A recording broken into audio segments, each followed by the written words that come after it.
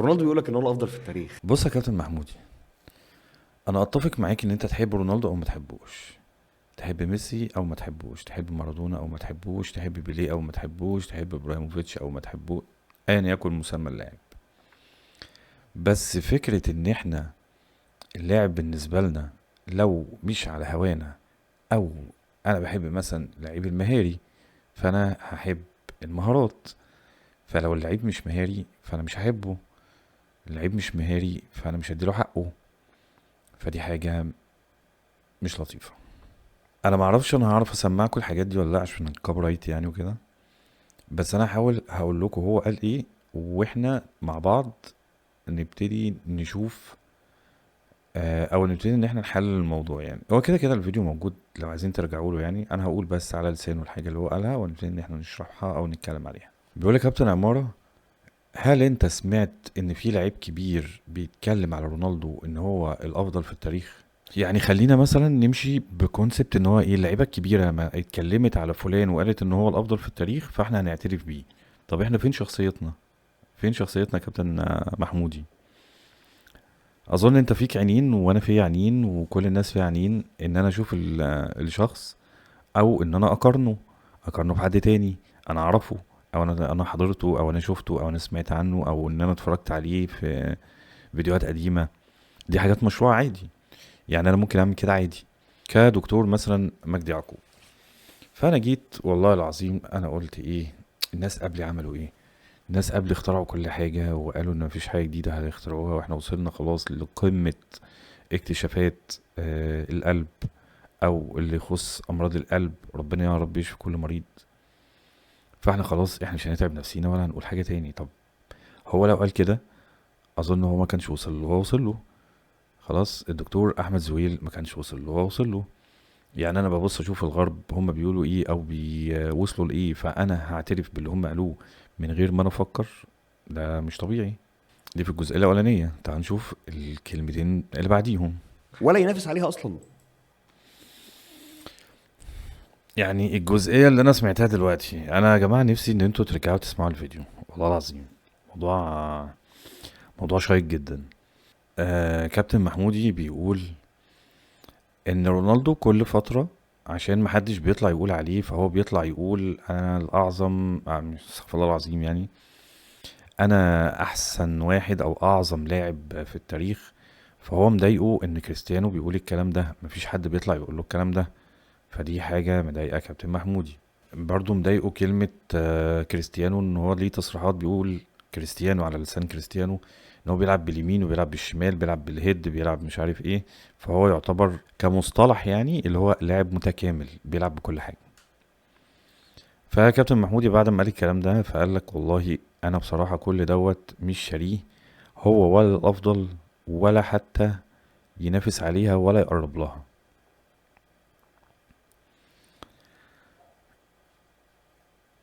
مش عارف، مش عارف اقول له ايه بصراحة. صدقني والله يعني انا عمال ابص له، يعني انا مش عارف اقول له ايه. بس تعال ناخدها واحده واحده كده يا كابتن. الناس بتنافس هو على لسانه برضه، الناس بتنافس بيليه بمارادونا، الناس بتنافس مارادونا بميسي، الناس بتنافس مش عارف مين بمين. فبيقول لك هو حد بينافس كريستيانو بمارادونا؟ فقال له لا، كابتن عمارة قال له لا يعني. وانا معاه برضو ان هو، يعني انا بصراحه ما سمعتهاش قبل كده، انا بشوف كل الناس بتقارن ميسي بكريستيانو. بس خلينا ناخدها واحده واحده كده، واحنا كبني ادمين بنفكر. تعال نشوف الموضوع. دلوقتي انا جبت مارادونا وقارنته بميسي، لو جينا نبص على الارقام اظن ميسي اكتر، ما فيهاش يعني. بعد كده احنا بنشبه كريستيانو بميسي، هما كده كده بيتقارنوا ببعض. خلاص مين الافضل؟ ففي ناس بتقول ده الافضل وفي ناس بتقول ده الافضل. خلاص، بس هل هم ما يتقارنوش مع بعض؟ لا، يتقارنوا مع بعض. فانت ان انت ما كنتش بتسمع ان حد بيقارن كريستيانو بمارادونا عشان الاتنين مش شبه بعض. مش شبه بعض مش معناه ان ده لعيب فاشل او ده لعيب فاشل، هما مش شبه بعض. احنا بنقارن الحاجات اللي شبه بعض. تعالوا نقارن كريستيانو بمارادونا. هو على حسب السيرش يعني، انا كده كده ما تعمقتش فيه، بس هو بنسبة كبيرة يعني صح. لو شفنا الاهداف بتاعة مسيرة كريستيانو هنلاقي اكتر من 953 هدف. لو جينا بصينا لمارادونا هنلاقيه 300، قول 350 مباريات، 1300، وهو ستيل لسه بيلعب، فهو لسه هيكمل وهيعدي طبعا. مارادونا 690 اهداف مع المنتخب، 133 اهداف مارادونا 34. لو جينا بصينا على اهداف كاس العالم هنلاقي ده 8، ده 8. دوري ابطال اوروبا 140 جون، 140 جون. مارادونا مفيش، مش هلوم عليه طبعا يعني. تمام. البطولات بقى الجماعية، دوري ابطال اوروبا كريستيانو رونالدو 5، مارادونا مفيش. كاس عالم اندية 4، مارادونا مفيش. دوري انجليزي 3، مارادونا مفيش. دوري ايطالي متساويين الاتنين. خلينا برضو احنا هنتكلم في جزئيتين. الجزئية الاولانية، ككريستيانو رونالدو واخد تشامبيونز ليج، واخدها مع مانشستر يونايتد، واخدها مع ريال مدريد، خلاص واخدها مع فرقتين. احنا لما بنيجي نقول مارادونا لما راح نابولي والطفرة اللي عملها، من القصص الدرامية الحلوة يعني، او القصص اللي هي المثيرة يعني الحلوة. وكاس العالم يعني، احنا ما بنستشهد بمارادونا وبنقول ان هو احسن واحسن واحسن، ان هو خلى ارجنتين تاخد كاس عالم 86، وخد الدوري مع نابولي.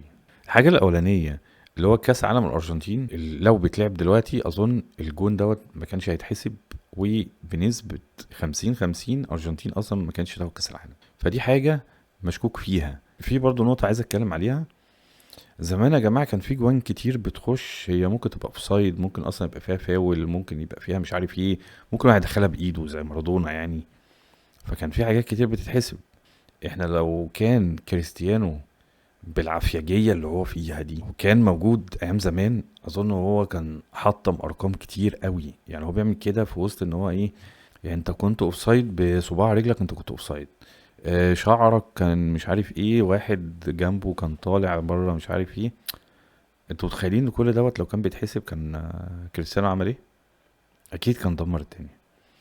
فقصة المقارنة ان احنا بنقارن مارادونا احسن، و ميسي ورونالدو ما يخشش ولا حتى يبقى في الافضل في التاريخ، لا لا لا، احنا كده ظالمين جدا بصراحة. فعشان نقفل الجزئية دي، لو احنا بنبص لكأس العالم، كأس العالم دوت دي بطولة مشكوك فيها جدا. الماتش اللي انت كسبته قدام انجلترا، الماتش اللي انت كسبته 2-1 منه جون انت مدخله بايدك، فانا ما اعرفش احنا بنعظم ليه في الحوار ده. يعني لو بيتلعب دلوقتي ما كانش في حاجه اسمها جون، وكان اتلغى، وممكن كان اتطرد، يعني خد انذار في انذار واتطرد. فمارادونا اللي عمله 86، كريستيانو لو كان موجود في 86 كان عمل اكتر من اللي مارادونا عمله. شيء بديهي ومنطقي جدا. فاللي احنا بنقوله دوت ده حاجه مش منطقيه خالص. اما الشق التاني اللي هو نابولي، وان هو خد معاهم الدوري ومش عارف ايه، احنا على كده مثلا جيمي فاردي احنا ممكن نقول اعظم لعيب في التاريخ، لما كان بيلعب مع ليستر في ما خدوا الدوري الانجليزي 2016. احنا ممكن نقول ان هو برضو اعظم، ان نقارن بقى فاردي باسمه ايه ده، بمارادونا. اكيد مش منطقي. كابتن محمودي بيقول لك ايه، انا ممكن اقتنع ان كريستيانو افضل، من افضل المهاجمين في التاريخ، بس مش من اعظم اللعيبه في التاريخ.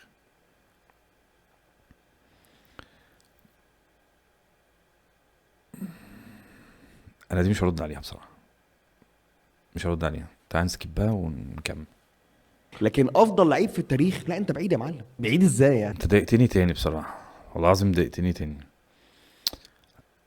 بيقول لك هو من اعظم المهاجمين تمام، بس مش اعظم لعيب في العالم، او مش من اعظم اللعيبه في العالم. بيقول له انت بعيد، بيقول له ولا حتى يقرب لها. فبيقول له انت بعيد، بيقول له هو حتى ما حصلش بليه. انا مش هتكلم، صدقني مش هتكلم. هل انت تعرف يا كابتن محمودي ان الكوره دلوقتي فيها حاجات بقت اصعب بكتير من الكوره زمان؟ انت بتشوف كم الماتشات اللي بتتلعب في السيزون. لو انت بتلعب في فريق مثلا بيلعب في الشامبيونز ليج، بيلعب مش عارف فين، بيلعب في كاس عالم انديه، مش عارف. لا انت مش تقدر اصلا تكمل السيزون، وتخش بعديها كاس عالم وبتاع، وتلعب وتأدي وتاخد كاس العالم. الكلام ده كان زمان. دلوقتي على فكره مفيش الكلام ده. اللي بيعمل كده دلوقتي هو اللعيب الاستثنائي، ده لعيب خرافي. الكورة زمان ما كانش فيها الكم بتاع المطوشة ده ولا كم البطولات دي. فأظن أنا لو لعيب ما بلعبش كم المطوشة دي أنا هعرف أحافظ على مستواي يعني أظن. فده من وجهة نظري. بس بصراحة أنا مش معايا في الجزئية دي للأمانة يعني. تعال نشوف الحتة بقى اللي بعديها. يعني لو هو مش بينافس على أعظم لعيبة في العالم، هو بينافس عليه رونالدو. بصراحة مفيش كلام الواحد يقوله. كابتن محمودي، أنا بحبك فأنا مش هتكلم بصراحة. بيذكر بيقول فكرة ان هو الاعظم في التاريخ دي بترجع للقصة المؤثرة. انا برضو انا برضو مش معاك يا كابتن. يعني هو ادى مثال لمارادونا، القصة الاسطورية اللي عملها مع نابولي والقصة الاسطورية اللي عملها مع الارجنتين. تمام. ده المارادونا. بالنسبة لميسي بيقول بعد خلاص لما عمل كل حاجة، القصة الاسطورية ان هو ختمها بكأس العالم. انا شايف ان لعيب دلوقتي عنده 40 سنة، عنده 40 سنة بيلعب كورة. على فكرة دي قصة اسطورية. بصراحة انا اسف يا كابتن، انا شايفها قصة اسطورية. انا شايفها ان لعيب ما كانش عنده الموهبة بتاعة مارادونا وبتاعة ميسي وبقى يتقارن بيهم. فانا شايف ان دي حاجة مؤثرة. يعني انا عايز ادي مثال. اتنين ناجحين في حياته. واحد طلع لقى كل حاجة متوفرة له فما بدأش من الصفر، بس هو كان دماغه كويسة فبدأ ان هو يطور من نفسه كده وتمام. بدأ ان هو يشتغل يعني ويتعب شوية، فبدأ ان هو نجح وبقى الموضوع كبير. القصة التانية ان انا ما كانش عندي اللي كان عند الشخص التاني. ماشي. وانا ابتديت من الصفر ووصلت لي ان انا اتقارن بالشخص التاني اللي هو ما بدأش من الصفر، اللي هو لا كل حاجة متوفرة له، تعليم كويس وكل حاجة كويسة وبتاع، وعايز تسافر، عايز تاخد كورسات، عايز تستورد حاجة من بره، ايا يكن ايه الحاجة، فهو نجح. فكان عنده كل المؤهلات بتاعة النجاح. فانا عندي القصة المؤثرة، مش الراجل اللي كان موهوب او الراجل اللي كان آه متوفرة له كل حاجة يعني للنجاح. انا بالنسبة لي القصة المؤثرة الشخص اللي تعب واشتغل على نفسه وكان في حاجات كتير هو ما بيتمتعش بيها او مش عنده كسكيلز يعني. وبدأ ان هو يكتسبها وبدأ ان هو يشتغل على نفسه وبيلعب لحد دلوقتي. انا شايف دي حاجة مؤثرة جدا بصراحة.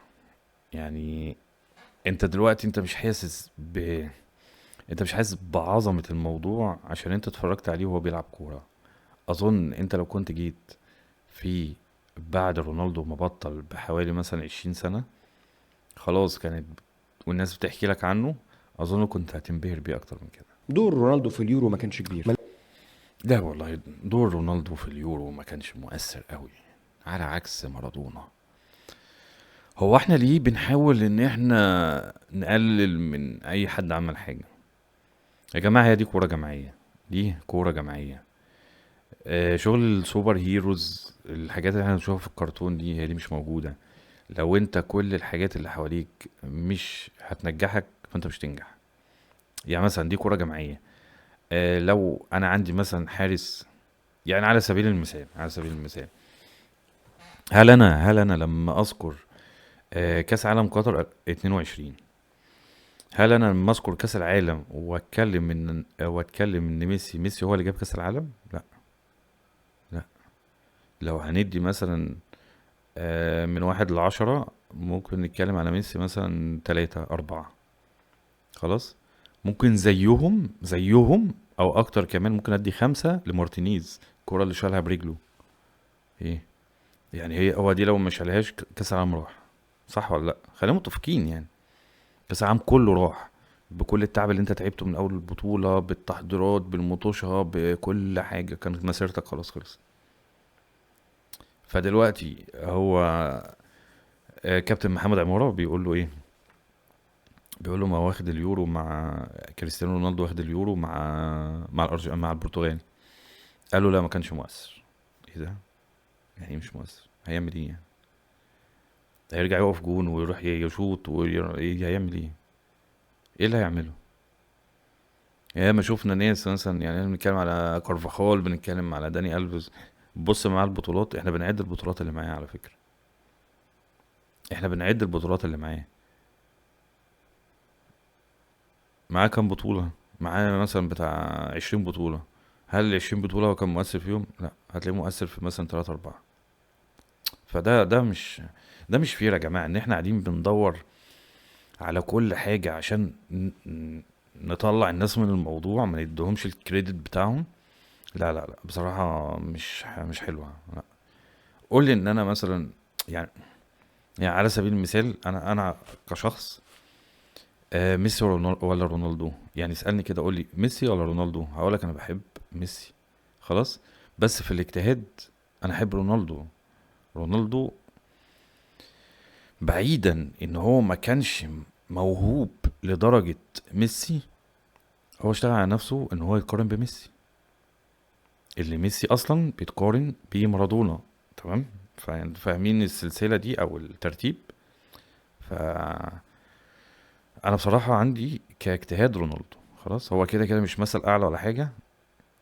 يعني احنا مثلنا اعلى كمسلمين النبي عليه الصلاة والسلام. ده ممكن يبقى مثل لناس بتتفرج، عشان ما حدش برضه يفهمني ان هو قدوة وان هو مثل اعلى في كل حاجة. لا، هو مثل اعلى في الرياضة، الحاجة اللي هو كان بيعملها. بس بره الكورة وبره الملعب هو مش مثل اي حاجة، ولا يحتذى بيه خالص. دول بصراحة الكلمتين اللي انا كنت حابب اقولهم في الموضوع ده. اخيرا، لو عجبك الفيديو اتمنى تعمل لايك وشير وسبسكرايب، وان شاء الله اشوفكم في خناقة جديدة. والسلام عليكم ورحمة الله وبركاته. سلام.